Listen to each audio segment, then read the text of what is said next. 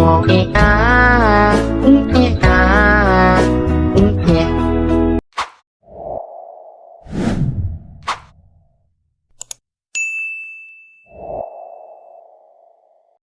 beliau ini selalu menerobos masuk hingga ke barisan pasukan Romawi, Wak. Jadi dia ini bukan bertarung di tengah-tengah, diterobosnya pasukan Romawi itu sampai ke jantung pertahanannya mereka. Hai, assalamualaikum warahmatullahi wabarakatuh. Terima kasih sudah klik video ini.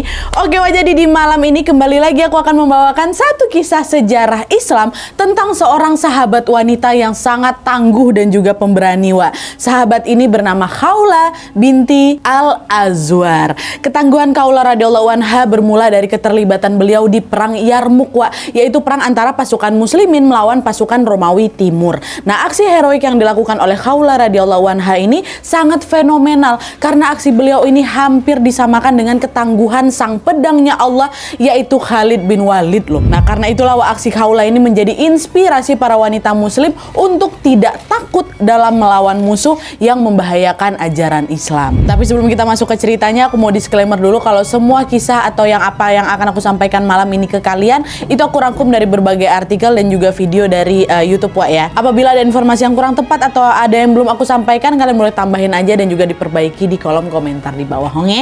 Jadi tanpa berlama-lama, barulah sekarang kita masuk ke ceritanya. Check it out.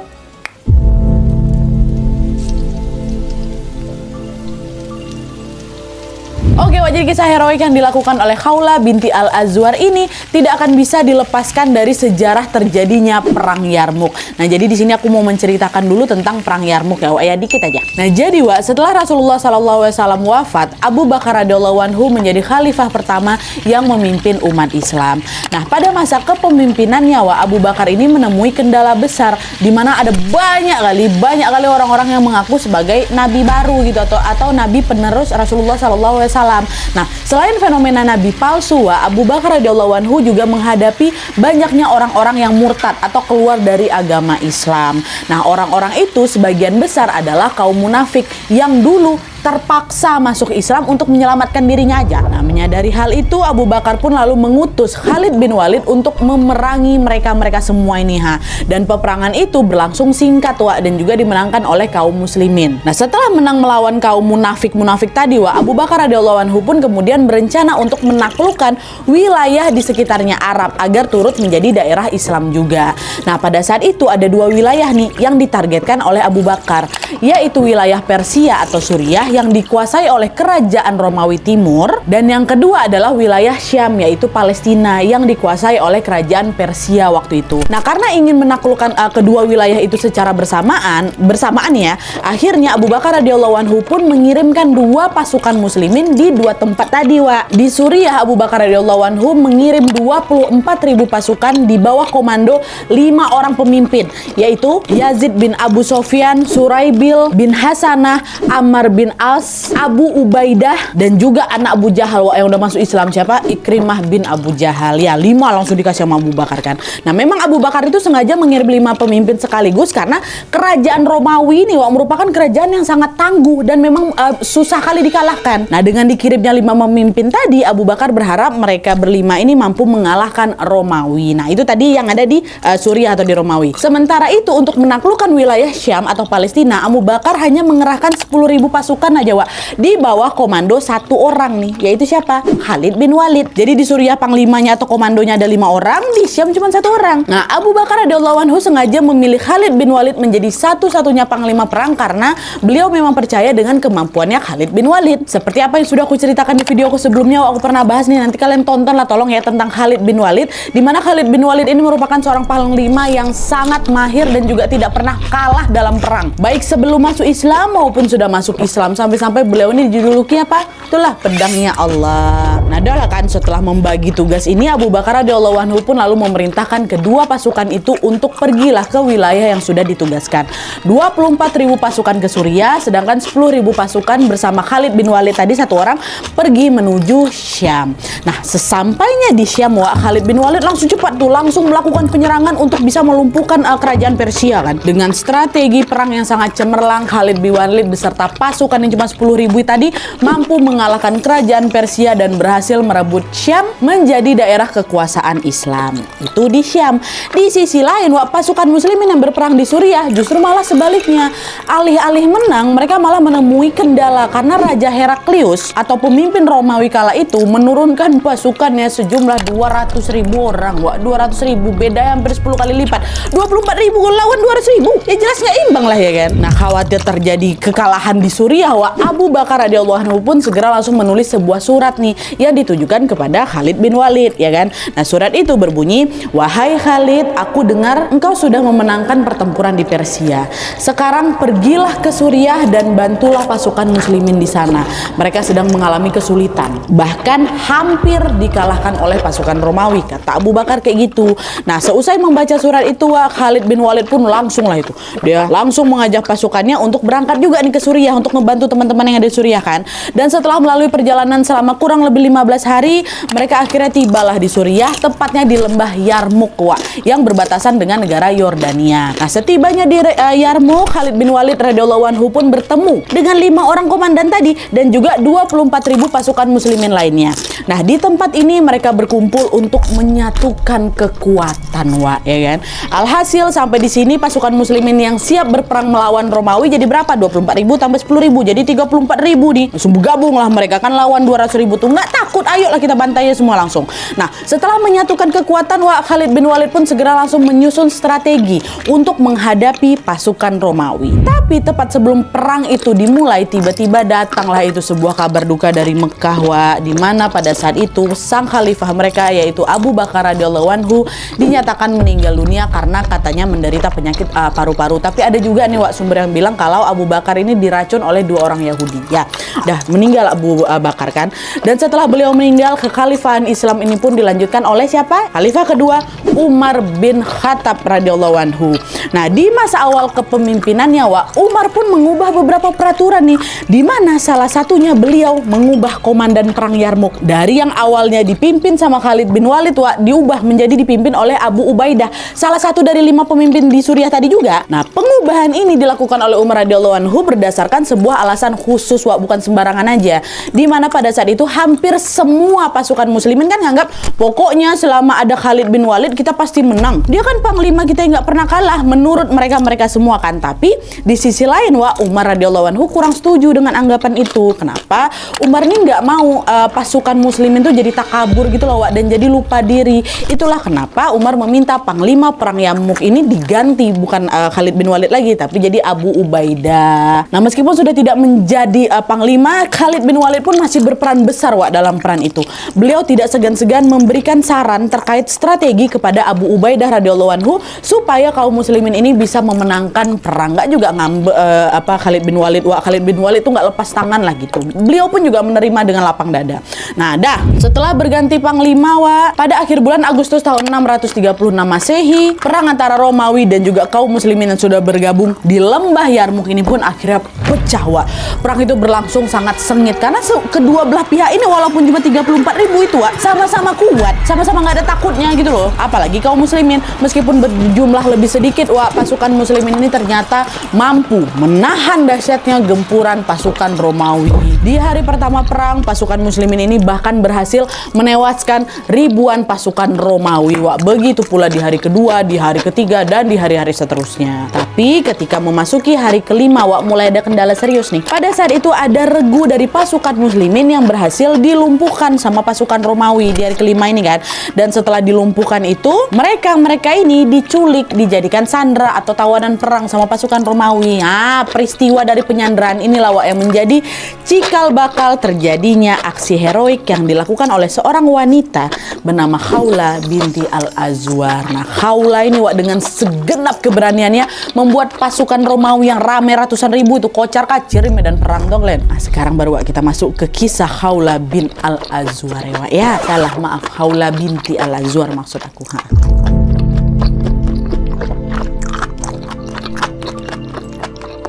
Nah, Jadi Khawla binti Al-Azwar ini adalah seorang wanita yang sangat tangguh, yang kisahnya masyhur dalam sejarah Islam.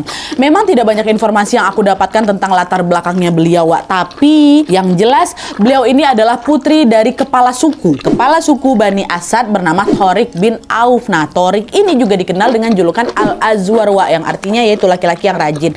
Itulah kenapa Khawla pun dikenal dengan nama Khawla binti Al-Azwar, bukan Khawla binti Thorik ya, Khawla binti Al-Azwar. Dan sebagaimana dikisahkan, Khawla radhiyallahu anha ini memiliki seorang kakak laki-laki bernama Dirar bin Al-Azwar. Nah, Dirar ini merupakan salah satu sahabat Rasulullah SAW yang sangat mahir juga dalam berperang. Sejak beliau masuk Islam, beliau ini selalu terlibat dalam berbagai peperangan membela Islam. Nah, kemahiran itulah yang kemudian beliau ajarkan kepada adiknya Khawla. Dirar tidak segan-segan mengajarkan Khawla berbagai keterampilan perang, macam melatih pedang, memanah, dan juga menunggangi kuda seperti para laki-laki. Nah, selain mengajarkan kemampuan perang, Dirar radhiyallahu anhu juga mempengaruhi Khawla untuk terlibat di berbagai perang-perang membela Islam bersama juga dengan wanita-wanita muslimah lainnya, Tapi untuk di perang ini, wanita-wanita itu tuh nggak diminta duel secara fisik loh. Biasanya wanita-wanita yang ikut berperang ini ditugaskan untuk mempersiapkan makanan atau menjadi tim medis untuk bisa mengobati pasukan muslimin yang terluka nantinya. Jadi dalam perang itu juga ada wanita-wanitanya, itulah tugas mereka tadi. Nah, ketika perang Yarmuk tadi itu pecah, Dirar dan juga Khawla ikut tuh dalam melawan pasukan Romawi. Nah, pada saat itu Dirar itu ditugaskan untuk bertempur di medan perang, sementara adiknya Khawla binti Al-Azwar menjadi tim medis yang berjaga di tenda pasukan muslimin lah gitu kan. Nah, awalnya peran Khawla sebagai tim medis ini berjalan dengan lancar-lancar aja, Setiap kali ada yang sakit atau ada yang terluka, diobatilah sama Khawla. Sampai kemudian tibalah waktu di mana tadilah itu Khawla mendengar kalau kakaknya Dirar disandra sama pasukan Romawi di hari kelima itu, Nah, setelah mendengar kabar itu, perasaan Khawla berkecamuk lah, panik lah beliau kan.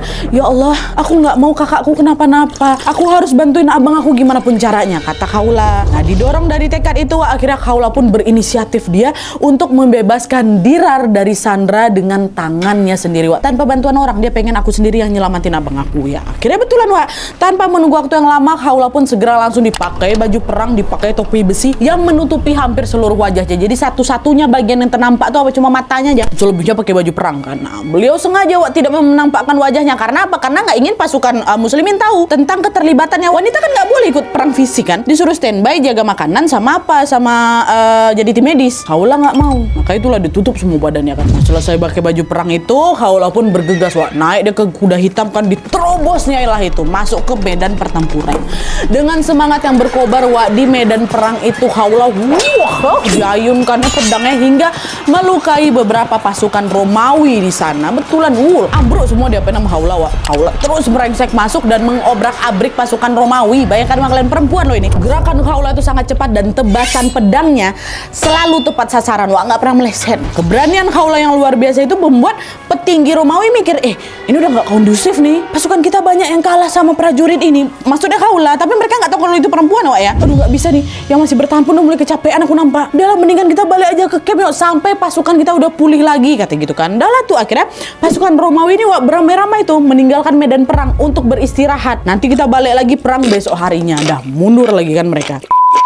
Nah, hari berikutnya pasukan Romawi balik lagi lah ini, mendatangi medan perang untuk bertarung dengan pasukan muslimin lagi, lanjut lagi perangnya. Dan untuk kedua kalinya, pagi itu Khawla binti Al-Azwar kembali muncul dan siap berperang seperti kemarin juga. Di tengah perang yang berkecamuk, Khawla menaiki kudanya lagi sambil lagi-lagi menyebetkan pedangnya ke arah musuh. Nah, selain heroik, aksi yang dilakukan Khawla radhiyallahu anha ini bisa dibilang cukup unik gitu. Kenapa? Karena beliau ini selalu menerobos masuk hingga ke barisan pasukan Romawi, Jadi dia ini bukan bertarung di tengah-tengah, diterobos ya pasukan Romawi itu sampai ke jantung pertahanannya mereka. Dan ternyata cara itu cukup efektif. Hanya dalam waktu singkat, Khawla ini berhasil melukai puluhan pasukan musuh dengan pedangnya di waktu dia terobos itu. Nah, di sisi lain nih, mendapatkan perlawanan sesengit itu, petinggi Romawi pun ngerasa kesal, sekaligus juga penasaran, ini siapa orang ini? Bisa-bisanya dia numpas pasukan aku secepat itu. takjub wak mereka. Dan selain pasukan Romawi, pasukan Muslimin sendiri juga dibuat takjub dengan keberaniannya Khawlah. Tapi di situ mereka ini belum tahu kalau orang yang lagi mereka takjubkan itu adalah Khawlah. Nggak ada yang tahu. Orang pakai baju besi semua kok matanya yang nampak. Nah, di tengah ganasnya perang yang sedang berkecamuk ini, tiba-tiba adalah ini seorang pemuda yang bertanya kepada sahabat Rasulullah SAW yang bernama Rafiq bin Umairah. Wahai Rafiq, siapakah prajurit berkuda yang gagah berani itu? Maksudnya Khawlah, wak. Aku belum pernah melihat pasukan kita berperang dengan cara sedahsyat itu, kata sahabat. Nah, Rafiq jawab, kemungkinan prajurit itu Khalid bin Walid, karena hanya dialah satu-satunya orang yang berani menerobos barisan musuh seperti itu, kata Rafiq radhiyallahu anhu. Nah, selesai menjawab itu, Rafiq balik lagi kan berperang, wak, dan menumpas pasukan Romawi yang ada di sekitarnya. Lalu di tengah penumpasan itu, Rafiq radhiyallahu anhu tidak sengaja ketemu sama Khalid bin Walid. Di situ Rafiq pun langsung memujilah Khalid bin Walid atas keberaniannya tadi. Wahai Khalid, aku tidak menyangka kau bisa setangguh itu menerobos masuk ke dalam pasukan Romawi. Dengar itu, Khalid langsung jawab, wahai Rafiq, prajurit yang kamu lihat itu bukan aku. Dari tadi aku berperang di sini kok. Sama sekali aku belum menerobos masuk ke barisan musuh, kata Khalid bin Walid. Di situ Rafiq makin terkejut lagi, loh. Kalau bukan engkau yang ada di sana, lantas siapa prajurit gagah berani itu? Kata Rafiq. Nah, di titik ini wah, nggak cuma Rafiq aja penasaran, tapi Khalid bin Walid juga penasaran. Khalid bahkan merasa terkesan dan ingin mencari tahu siapa nih prajurit yang berperang dengan cara yang demikian, dengan cara yang mirip dengannya, ya kan. Tapi sayangnya rasa penasaran itu nggak langsung bisa kejawab, bahwa mereka kan masih sibuk perang tuh. Cuman debatin sama Khalid bin Walid, siapa nih prajurit itu gitu kan. Akhirnya memasuki hari berikutnya, wah, pasukan Romawi yang berjumlah sangat banyak itu mulai berguguran lagi. Nah, karena pasukan Muslimin ini tidak bisa dikalahkan, akhirnya petinggi pasukan Romawi pun memutuskan untuk mundur dari pertempuran. Takut mereka, ratusan ribu loh padahal mereka tuh. Dan karena Romawi memutuskan untuk mundur, maka otomatis perang Yarmuk pun dimenangkan oleh pasukan Muslimin. Bayangkan, wak, 200 ribu lawan 34 ribu. Takut mereka, balik. Pasukan Muslimin waktu itu nggak langsung balik ke tenda, wak. Sebagian besar dari mereka memilih untuk beristirahat sejenak lah di sekitar medan peperangan. Nah, pas lagi beristirahat ini, Khalid bin Walid radhiyallahu anhu tanpa sengaja melihat seorang prajurit berkuda hitam yang cukup asing di mata beliau. Beliau ngobatin, apa jangan-jangan inilah prajurit yang dimaksud sama Rafiq tadi? Kira-kira dia siapa ya? Gitu kan, kata Khalid. Nah, karena penasaran, Khalid pun memutuskan untuk mengamati gerak-gerik prajurit itu. Tapi di sisi lain, Khawlah, which is prajurit yang lagi diamatin ini, mulai agak nggak nyaman waktu tahu dia lagi diamati. Khalid pun segera langsung naik ke atas kuda, kemudian pergi tuh meninggalkan barisan pasukan Muslimin yang ada beberapa nengokin dia, termasuk Khalid bin Walid. Nah, melihat itu Khalid makin penasaran lagi. Kenapa orang ini? Kenapa dia ngindar dari aku? Siapa dia ini? Kata Khalid bin Walid kan. Nah, karena rasa penasaran udah makin gak bisa kebendung lagi, akhirnya Khalid bin Walid pun dan juga beberapa sahabat yang lain ngikutin juga nih kemana prajurit tadi itu pergi. Dan setelah susah payah mengejar, wah, Khalid bin Walid berhasil menemukan prajurit itu sedang bersembunyi di suatu tempat. Nah, nggak mau kehilangan kesempatan di situ, Khalid bin Walid pun mendekati prajurit itu sambil berkata, wahai Fulan, aku tidak akan menyakitimu. Aku hanya ingin mengatakan, kemampuanmu dalam berperang membuatku takjub. Siapakah namamu, wahai saudaraku? Kata Khalid bin Walid. Nah, dengar itu, prajurit ini Khawlah ini dia mau ditundukkan ya kepalanya kan. Nggak menyerah di sini, Khalid bin Walid kembali bertanya untuk kedua kalinya, wahai Fulan, siapakah namamu? Tidak usah malu, sebutkan saja namamu, biar kami bisa belajar juga darimu. Kata Khalid lagi. Tapi lagi-lagi di sini prajurit itu tidak merespon pertanyaan Khalid, wah. Nah, karena pertanyaan itu nggak kejawab dua kali nih, Khalid mulai ngedesak lah prajurit itu kan untuk menjelaskan siapa kamu sebenarnya. Agak dinaikkan tuh suaranya. Udah nggak ditanya lagi, udah mulai didesak nih. Nah, karena semakin ngerasa terpojok di situ, akhirnya prajurit ini pun buka suara. Dengan suara pelan di situ prajurit ini menjawab, wahai Khalid, aku tidak menjawab karena aku malu. Engkau adalah seorang panglima besar, sedangkan aku hanyalah seorang gadis biasa, katanya. Denger itu, aduh, kamunya merinding. Khalid terkejut, suaranya perempuan. Siapakah namamu, wahai Fulana? Kata Khalid lagi. Namaku adalah Khawlah binti Al-Azwar. Aku berperang karena aku ingin menyelamatkan kakakku, Dirar bin Al-Azwar. Itu kakakku. Dia ditawan di sebuah penjara oleh pasukan Romawi, wahai Khalid. Kata Khawla. Nah, dengar itu Khalid bin Walid langsung terenyuh. Wah, nggak cuman Khalid bin Walid, semua sahabat pun dibuat kaget. Perempuan rupanya setangguh dan sepemberani itu. Nah, setelah mendengar ucapan Khawla, dengan cepat Khalid bin Walid pun segera langsung memerintahkan pasukan-pasukan beliau untuk menjemput Dirhar yang memang masih tertinggal di tahanan milik Romawi, Wak.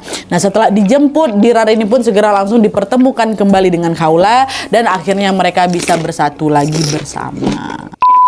Nah, setelah perang Yarmuk ini usai, Wak, Khawla binti Al-Azwar pun semakin aktif lagi tuh, terlibat dalam perang-perang kaum muslimin berikutnya. Pada suatu ketika, Khawla binti Al-Azwar ini bergabung menjadi tim medis dalam perang Safurah, Wak. Khawla radhiyallahu anha ini bersama para muslimah lainnya tidak sengaja tertangkap, Wak, sama pihak musuh. Mereka lalu digiring lah ini kan ke suatu tempat dan juga ditawan di sana.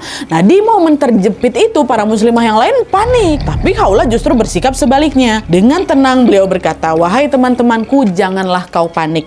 Sekarang ambillah tiang-tiang tenda dan juga kayu pasak untuk melawan para penjahat itu. Semoga Allah selalu memberi kita pertolongan." Kata Khawla kayak gitu, tantang balik gitu kan. Nah, setelah berkata demikian, Khawla pun segera langsung memulai gerakan dengan mengambil tiang-tiang tenda yang memang ada di sana, lalu diikutilah sama beberapa teman-teman yang lain. Nah, setelah membekali diri dengan tiang tenda dan juga kayu pasak tadi, Khawla radhiyallahu anha pun kemudian langsung mengajak mereka ini atau teman-temannya yang wanita ini untuk melawan penjaga yang sedang menyandra mereka. Dan ternyata upaya kecil itu berdampak besar kali, Wak, di mana pada saat itu Khawla dan juga para muslimah lain berhasil kabur dari penyekapan yang dilakukan oleh pasukan musuh tuh. Berani, yang lain juga ikutan berani gara-gara Khawla. Nah, keterlibatan Khawla radhiyallahu anha pada dua perang besar itu membuat beliau ini rela mendedikasikan hidupnya untuk membela Islam dalam perang, Wak. Ketika lanjut usia, Khawla radhiyallahu anha diketahui kembali ke kampung halamannya yang ada di Mekah dan menghabiskan waktu dengan beribadah di sana, Wak. Khawla binti Al-Azwar pun wafat pada tahun 649 Masehi di masa kepemimpinannya Khalifah Utsman bin Affan. Dan setelah beliau wafat, Wak, keberanian, ketangguhan dan juga kecerdasannya terus-terusan diceritakan dari generasi ke generasi dan membuat beliau ini menjadi salah satu tokoh wanita Islam yang sangat dihormati. Masya Allah. Oke, Wak, jadi itu tadi kisah tentang perjuangan tokoh wanita muslim bernama Khawla binti Al-Azwar. Dari kisah beliau kita ini jadi tahu kalau sejak dulu wanita ini selalu memiliki andil yang sangat besar dalam peperangan. Selain Khawla, aku juga pernah menceritakan tokoh-tokoh wanita muslim lainnya yang berperan besar dalam pertempuran. Salah satunya adalah Nusaybah binti Ka'ab. Kalian boleh tonton juga videonya. Tadi ada video Khalid bin Walid sama video Nusaybah binti Ka'ab setelah video ini. Dan semoga kita semua yang perempuan nih bisa meneladani ketangguhan dan juga keberanian seorang Khawla binti Al-Azwar.